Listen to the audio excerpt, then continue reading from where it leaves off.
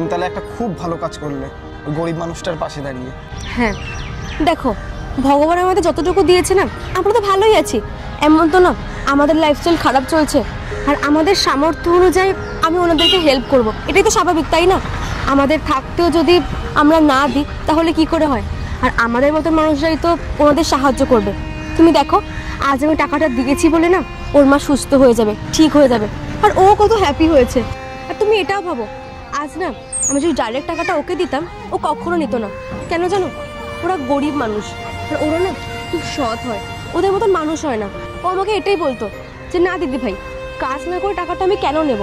কিন্তু ওনার জায়গায় যদি একটা অন্য মানুষ হতো না, যারা মিডল ক্লাস ফ্যামিলি বিলং করে, তারা ঠিক নিয়ে নিত। তাই আর কি, আমার সামর্থ্য অনুযায়ী আমি যেটুকু পেরেছি হেল্প করেছি। এখন ও খুশি হয়েছে আর ওর ফ্যামিলিও ভালো থাকবে। যাক, তুমি একটা খুবই ভালো কাজ করেছো, আর এরকমভাবে আরও কাজ করবে, এতে আমাদেরও ভালো হবে। চলো। এই বক্সটা তো তখন ম্যাডাম আমাকেই দিয়ে গেল, তাহলে ম্যাডাম আমার মিথ্যে কথাগুলো কেন বললো? ম্যাডাম নিশ্চয়ই এই টাকাগুলো দিয়ে গেছে আমার মায়ের অপারেশনের জন্যই। ম্যাডাম স্বয়ং ভগবান রূপে আমার কাছে এসছে।